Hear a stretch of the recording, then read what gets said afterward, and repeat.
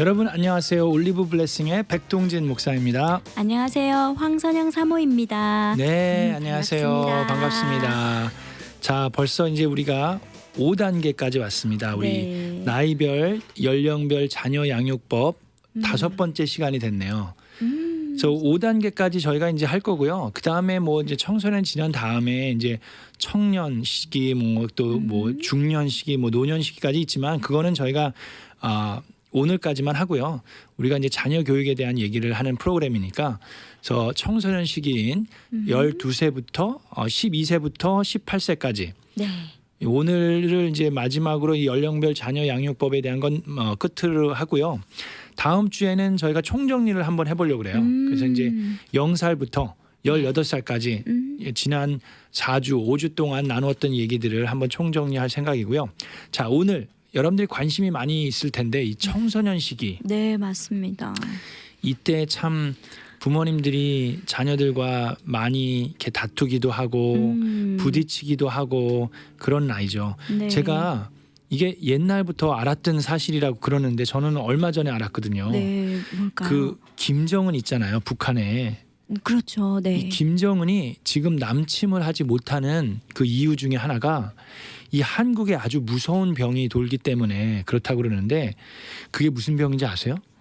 한국의 병요? 네, 그게 오늘 심각한 병인가요? 그죠, 아주 심각한. 이거는 정말 무서운 병이래요. 이게 코로나보다 더 무서운 건가요, 목사님? 코로나는 비교가 안 되죠. 아, 그래요? 오늘 다룰 이 내용이랑 되게 그거 하는데 그게 바로 무슨 병이죠? 혹시 네, 바로 중이병이라고 네, 합니다. 그래서 네. 중이병이 워낙에 무서워서 김정은도 한국에 남침을 못한대요. 그래서 많은 부모님들이 이것 때문에 고민을 많이 하시는 것 같은데. 네, 저도 왠지 동의가 되고 그렇다, 그럴 수 있겠다라는 생각이 드네요. 그렇죠. 애들이 그냥 초등학교 때까지는 그래도 엄마가 하라는 대로 하고 그래도 뭐 싫든 좋든 따라오기도 하고 막 그랬는데 아니 얘네들이 중학교를 가더니 갑자기 뭘 배운 건지 어디서 이걸 뭘 배운 건지 막 하라는 막 따지는 정도가 그렇죠. 초등학교 때 따지는 거랑은 좀 이렇게 차이가 나는 거죠. 네, 말이라도 하면 좋겠는데 말을 안 하는 경우도 많잖아요. 그렇죠. 목사님. 말도 안 하고 막 이 눈집부터 정말 사나워지고 무슨 맹수의 자식처럼 와, 이게 무서워지는 거죠. 근데 이것도 우리가 좀 조심해야 되는 게 우리가 사춘기니까 저래. 사춘기는 다 저런 거야. 막 그런 식으로 얘기하고 생각하다 보면 우리 스스로를 그냥 이렇게 뭐랄까요? 스스로를 그걸 뭐라고 표현해야 되나? 뭐 변명이라고 그럴까요? 아니면 이렇게 핑계를 네, 합리화시킨다. 거죠? 그렇죠. 네. 우리 스스로를 합리화시키고 핑계거리를 제공하는 게 되기 때문에 그때 뭐 사춘기니까 그냥 저렇게 내버려둬 라든지 그러면 안 돼요. 보면 성경에 어디 사춘기라고 돼 있는 게 있습니까? 성경에 무슨 갱년기라고 그런 게 있나요? 그런 것들도 어떻게 보면 뭐 과학적이니 뭐 의학적이니 그런 거 하지만 어떻게 보면 우리들이 만들어낸 핑계가 될 수도 있고 우리를 합리화시킬 수 있는 그런 거리가 될 수도 있어요. 네. 그래서 뭐 나이가 뭐 사춘기 중학생이든 고등학생이든 아니면 뭐 갱년기 때 뭐 40대 50대든 간에 우리는 하나님의 귀한 자녀로서 말씀 가운데 올바르신 건강한 성경적인 가치관을 키우고 세워가고 실천해 나가는 게 필요합니다. 맞습니다. 저도 이렇게 얘기를 하지만 참 제 가정을 봤을 때 저희 집에 요 사춘기 그 아이가 딱 있는데 참 저는 그 딸을 대하면서 어렸을 때 사진을 보면서 참 위로를 받아요. 얘가 한때는 이랬는데 어느새 이렇게 참 주여 은혜가 필요합니다. 하여튼 자, 오늘 얘기를 좀 들어가 보죠. 자, 네. 그래서 이 12세부터 18세까지 네. 요 딱 중학생 고등학생 네, 맞습니다.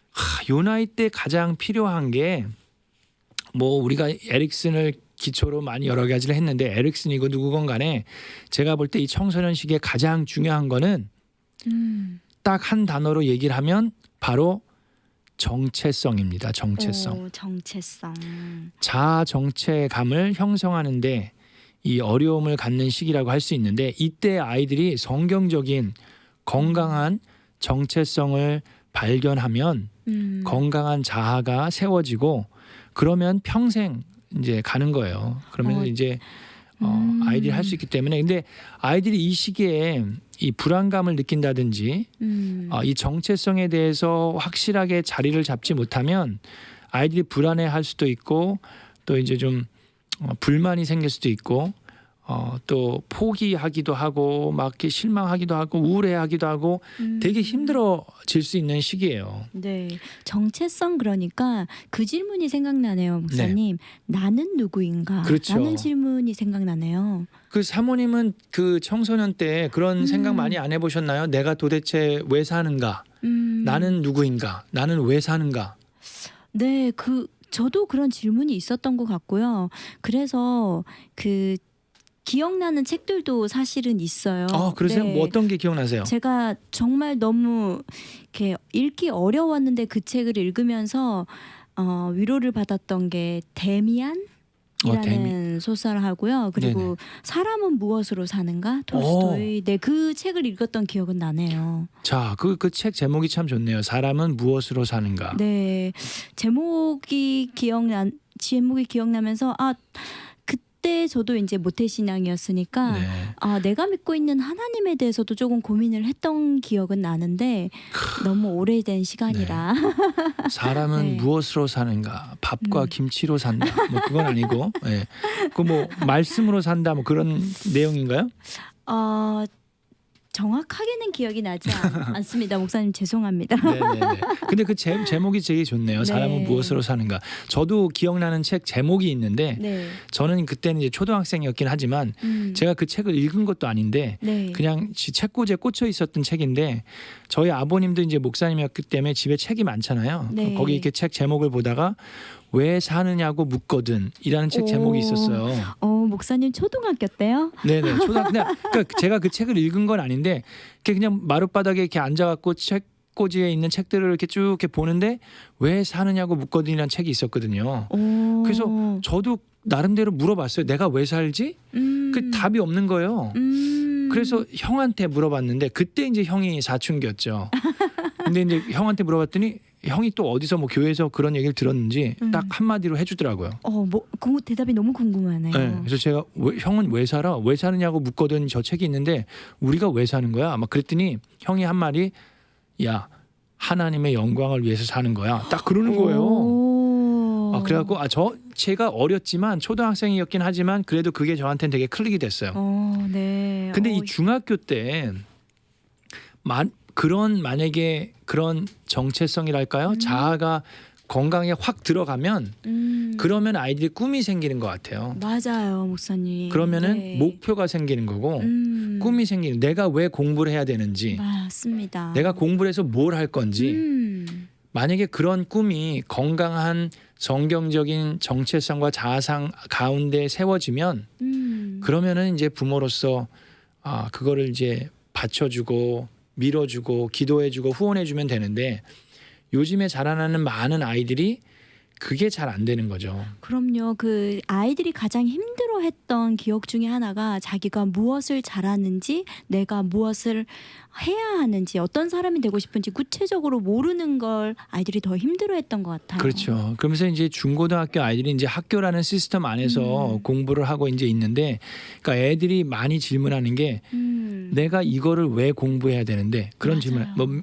뭐 지오메트리라든지 뭐가 됐든지 간에 그게 뭐 피건 아니면은 뭐 산수 뭐 수학이든 과학이든 이거 다 내가 크면 아무짝에도 쓸모 없는 건데 내가 이걸 왜 이렇게 공부를 해야 돼? 막 그런 질문을 하는 아이들이 많이 있죠. 맞아요. 자, 그럼에도 불구하고 이제 아이들이 그래서 자, 그러면 부모님들이 해줄 수 있는 게 뭘까요? 애들이 학교 가기 싫어, 나 이거 공부하기 싫어, 내가 이걸 왜 해야 돼? 막 그러는데 그때 우리가 해줄 수 있는 게 뭘까요? 정서는 아이들에게. 일단 한번 한숨을 쉬어도 될까요, 목사님? 한숨이 나을 것 같습니다. 네, 그렇죠. 이제 부모님들이 고민이 많을 거예요. 자, 건강한 자아상, 건강한 정체성을 심어줄 때 부모님 혼자서 고민하는 게 아니라 부모님과 함께 그 답을 찾아가고 부모님들을 도와드릴 수 있는 네. 아주 좋은 그런 곳이 있는데 그곳이 어딜까요? 바로 교회가 아닐까요, 목사님? 네, 맞습니다.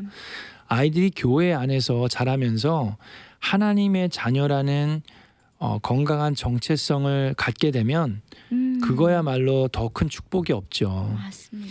그래서 이 중학교 때 특히 아이들이 교회 안에서 교회를 통해서 수련회라든지 네. 이제 겨울이 다가오는데 겨울 수련회 같은 게 있잖아요. 네. 그래서 그런 것들을 좀 부모님들이 적극 권유해주고 또 아이들이 가장 좋은 건 아이들이 스스로 가고자 하는 마음이 생기면 제일 좋죠. 그래서 그러기 위해서는 이제 그렇죠. 어렸을 때부터 네. 그런 거에 이제 교회 안에서 아이들이 커가는 것이 그런 면에 있어서 되게 도움이 되고 되게 좋습니다.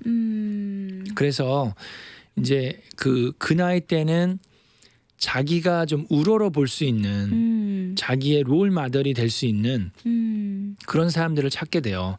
자신이 믿고 따를 수 있는 우상을 만들어서 신뢰 관계를 경험하게 되는 거죠. 네. 자, 그래서 그게 부모가 되면 참 좋은데 우리 부모로서도 우리가 그런 모습을 정말 아이들이 룩업투하고 존경하고 그럴 수 있는 부모가 된다는 게 참 어렵죠. 그렇죠. 쉽지 않아요. 예. 그래서 맨날 집에서 부부싸움 하고 있고 맨날 집에서 힘들어하고 있는 부모를 보면서 그게 부모님은 그러면 이제 잔소리하게 되고 그게 이제 반복되니까 애들이 부모를 보면서 우리 아빠가 나의 우상이야. 그거는 애들이 어렸을 때는 유치원 때라든지 그때는 그게 좀 그래도 되는데 이 사춘기 겪으면서 애들도 알거든요. 네. 아빠의 약점을 아는 거지. 그쵸. 엄마의 약점을 아는 거죠. 그러면서 이제 자기의 선배, 형, 누나, 오빠, 언니들을 보면서 이 자기의 우상, 롤 모델을 삼아가기 때문에 그런 것들을 이제 교회 안에서 교회 안에 오빠, 형, 누나들이 이렇게 이끌어주고 네. 그럴 수 있으면 너무너무 좋죠. 네, 저도 기억나는 게 저도 중학교 때 언니들이 그 같이 지내는 언니하고 오빠들이 자주자주 그때는 이렇게 이메일이나 또는 핸드폰 카톡이나 이런 게 없었기 때문에 자주자주 편지를 써줬던 기억이 나요. 그러네요. 네. 우리 사모님도 이 손편지 그 네. 시대였군요. 네. 네. 그래서 그런 걸로 많이 위로를 받고 고민을 나누고 했던 기억이 나거든요. 네, 맞습니다. 그래서 그런 게 되게 필요하고 그런 게 정말 도움이 되죠. 그래서 아이들이 정체감을 잘 세워갈 수 있게 해주기 위해서 그런 교회 안에서 아이들이 커갈 수 있게 해주는 게 필요하고 그렇지 않으면은 교회 밖에서 아이들이 정체성 또 롤 모델을 찾기 시작하면 엉뚱한 쪽으로 갈 수도 있고 또 극단적인 쪽으로도 갈 수 있고 또 부모님이 또 우리가 봤을 때도 건강하지 못한 그런 롤 모델을 찾을 수도 있기 때문에 교회 안에서 건강한 그런 자아상을 키우는 게 좋고 그러기 위해서 두 가지 서제션을 할 수 있는 게 첫째는 아까 얘기했던 것처럼 교회 안에서의 수련회라든지 네. 청소년 부흥회라든지 그런 컨퍼런스 같은 것들을 통해서 그런 걸 할 수가 있겠죠. 그러니까 저희 교회도 사이즈가 그렇게 크지 않기 때문에 네. 저희 교회만을 위한 청소년 수련회를 하기가 힘들어요. 사실상. 그리고 좋은 이렇게 스피커를 모시고 와서 그렇게 해줄 수도 어렵고. 그래서 근데 감사하게 이 지역에 이제 크고 작은 교회들이 많이 있잖아요. 네.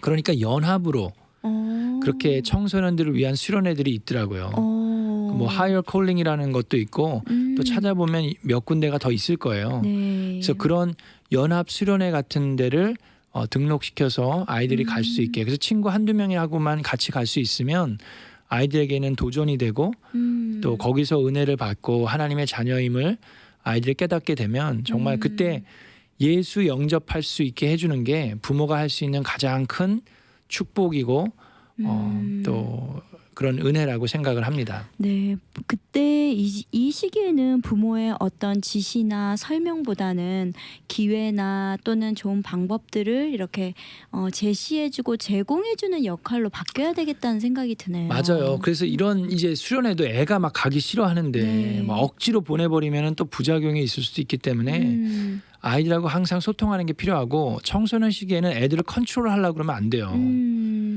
부모님이 초등학교 나이 때 있는 아이들과 소통이 전혀 없었던 부모님들이 청소년 시기가 돼서 애들을 막 잡으려고 하고 막 컨트롤하려고 하면 정말 그때는 더 부딪히고 집을 뛰쳐나가고 막 가출하고 막 별의별 걸 다 하죠. 그렇기 때문에 그때는 컨트롤하려고 하지 말고 아이들에게 영향력을 좋은 영향력을 행사할 수 있도록 하기 위해서는 부모님이 본을 보여야 돼요. 네. 그게 힘들죠. 맞습니다. 예.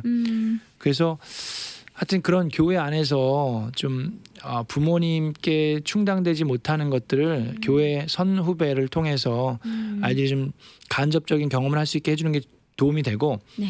그것과 연결해서 또 한 가지 참 좋은 기회는 뭐냐 하면 저는 이거를 적극적으로 추천하고요. 네. 이게 저희 가정뿐만 아니라 제가 봤던 많은 교회에서 있었던 분들에게 큰 도움이 됐던 게 바로 단기 봉사 선교를 부모와 자녀가 함께 가는 거예요.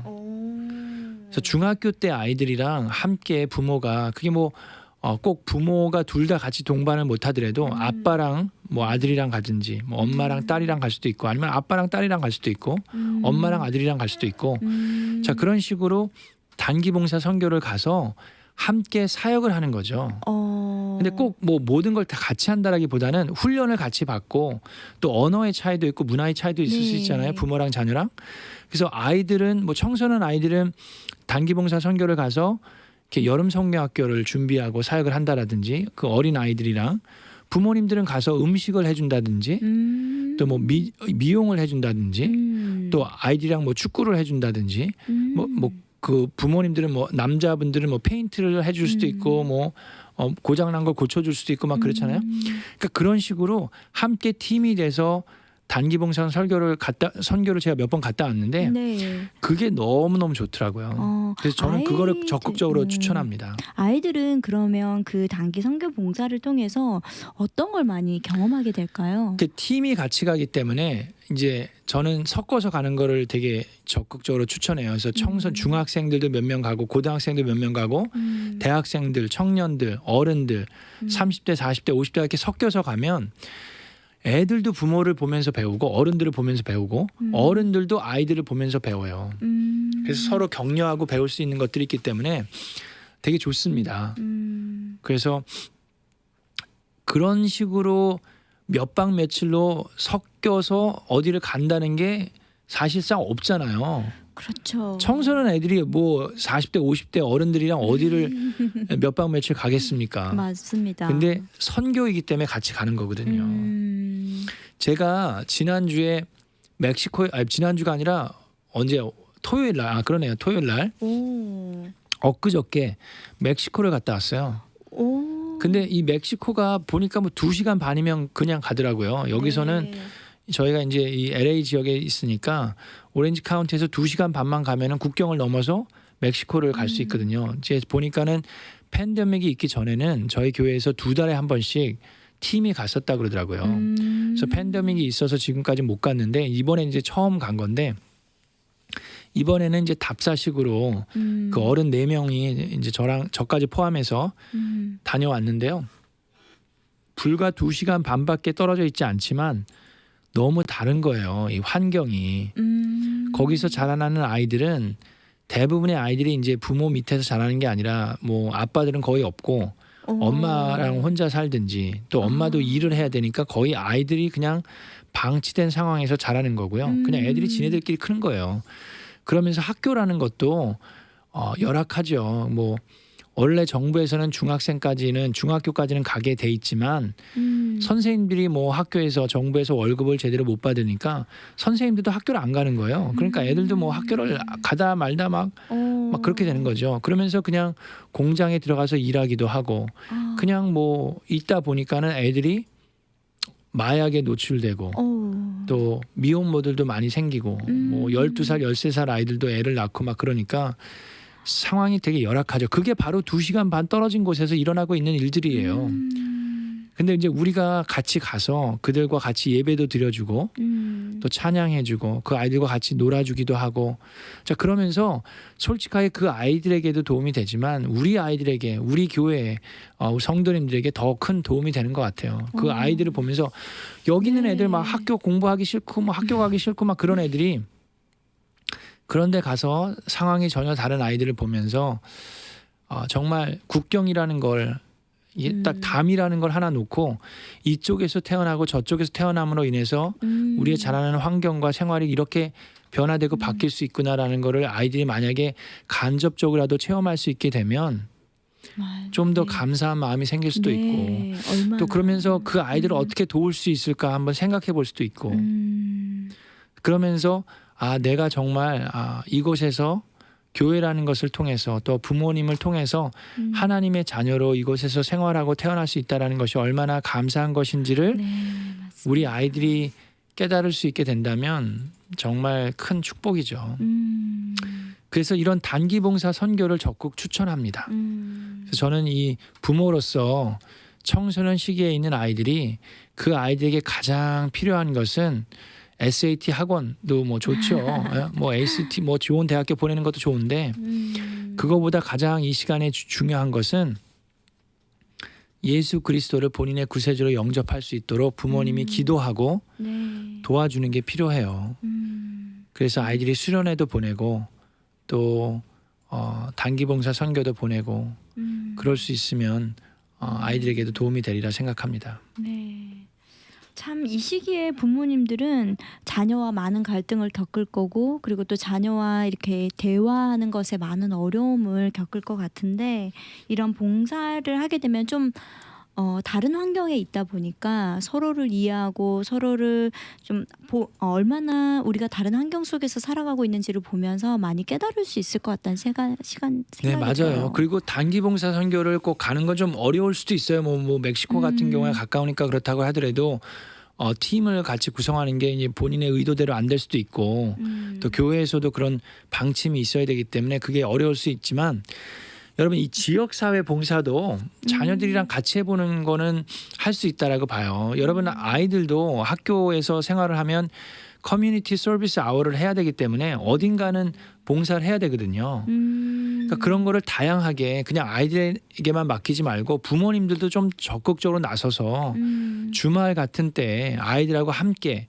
좀 이 지역사회 봉사하는 게 좀 참여하고 그렇게 해주면서 아이들에게 좀 가치관을 심어주고 그런 좋은 것들을 같이 해보면 좋습니다. 그래서 여기 뭐 Salvation Army라든지 구세군 네. 그런 단체들도 있고 또 뭐 저희 교회에서도 이제 이번에 바로 옆에 있는 이 소방서에 좀 한국 음식을 좀 해가지고 방문을 해보려고 그래요. 그래서 소방서들 경찰서들 이렇게 좋은 관계를 형성하는 것도 좋은데 네. 이렇게 우리 지역을 위해서 수고하시는 우리 소방관 아저씨들 경찰서 아저씨들을 이렇게 우리가 교회에서 같이 가서 뭐 그분들한테 불고기라든지 뭐 잡채라든지 그분들은 이제 드시기 뭐 한국 음식 뭐 식당이 많으니까 뭐 가서 드실 수도 있지만 저희가 그래서 한번 방문을 했었거든요. 그래서 우리가 한국 음식을 좀 해서 갖고 가 보려고 생각하는데 어떻게 생각하십니까? 그랬더니 너무 좋아하죠. 뭐.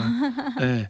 그리고 대환영이라고. 그래서 저희가 이제 날짜를 정해서 이제 저희가 3번 나누어서 하려고 그래요. 그래서 소방서를 보니까 이제 그 소방서에 계신 분들이 이렇게 3 유닛으로 나누어 가지고 서로 교대하면서 하더라고요. 그래서 한 번만 가면은 그 한 번 교대된 그 분들만 식사를 하실 수 있으니까 저희가 3번에 나누어서 저희 교회 근처에 있는 소방서에 이렇게 가려고 하는데 그런 거 할 때도 좀 자녀들이랑 같이 해보면 도움이 되리라 생각을 해요. 음식 만드는 것도 조금 참여를 해보고. 그렇죠. 고등학생들은 충분히 할 수 있고 네. 그런 걸 하면서 아이들도 뭐 커뮤니티 서비스 아워도 받을 수 있고. 목사님 그럼 잠깐 팁을 주시자면 네. 저희 부모님들이 갑자기 아이한테 우리도 이제는 지역 봉사를 해야 돼 아니면 단기 선교를 가야 해 이렇게 갑자기 얘기하기는 좀 머쓱하실 것 같거든요. 그렇죠. 그래서 대화 방법을 어떻게 하면 좋을까요? 그래서 교회랑 같이 협력하는 게 좋아요. 그래서 교회 담당 뭐 청소년 전사님이랑도 얘기할 수 있고 또 교회 목사님들이랑도 좀 얘기를 하면서 아니면 이제 큰 교회면 지금 사역부가 여러 개 있을 테니까 뭐 선교 사역부랑 같이 얘기를 하면서 그런 거를 좀 개발해 가시면 좋을 것 같아요. 그래서 아이들은 아이들끼리만 하는 걸 원하는데 네. 그러니까 교회에서 좀 정책으로 그런 걸 시도해 볼 수 있죠. 저희 교회 같은 경우는 이제 그런 가정교회에서 여러 군데 시도를 해봤는데 너무 좋았어요.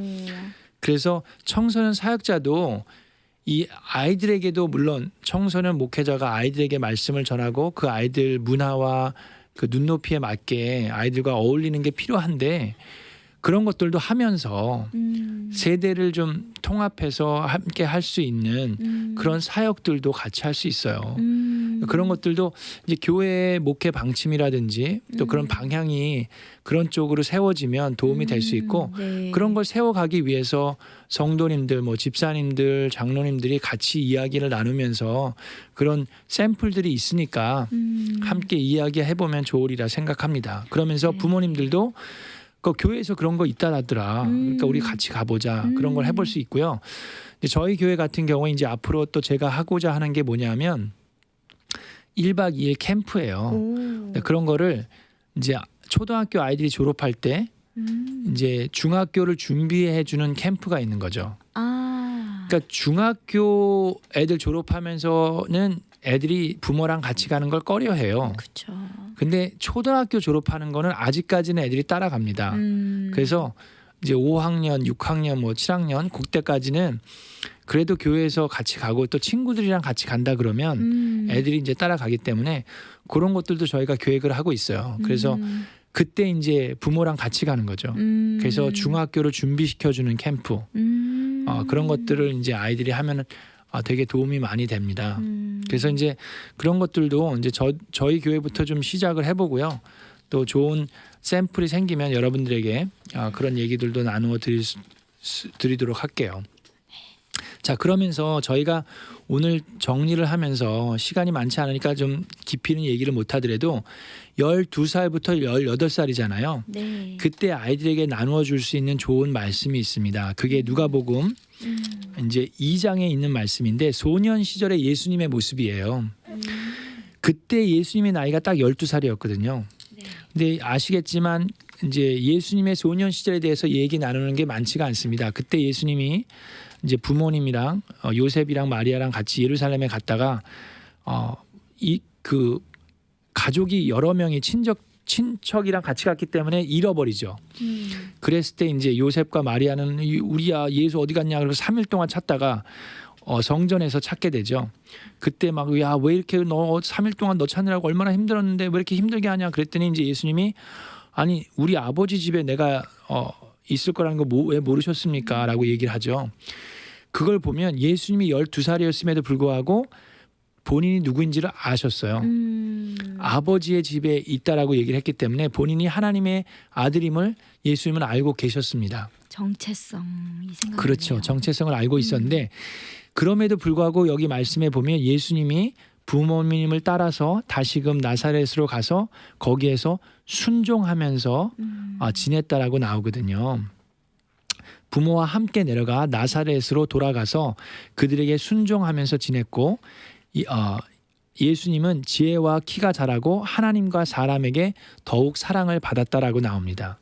자, 이 말씀을 그 청소년 중학교 아이들한테 나누면서요 얘기해 주는 게 아이들이 그 나이 때 정말 건강한 하나님의 아들임을 아는 것이 필요하고 그리고 부모보다 더 많이 아는 것들이 있을 수 있어요. 뭐 전화기에 대한 거든 테크놀로지에 대해서 부모에게 더 많이 알다 하더라도 예수님도 하나님의 아들임을 알았음에도 불구하고 부모에게 순종하면서 살았거든요.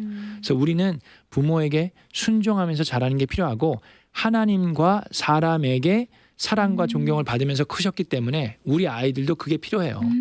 하나님에게만 인정받는 것이 아니라 사람에게도 주변에 있는 사람에게도 인정받고 사랑받는 것이 필요하기 때문에 이 말씀을 통해서 아이들에게 도전하는 것이 되게 도움이 됩니다.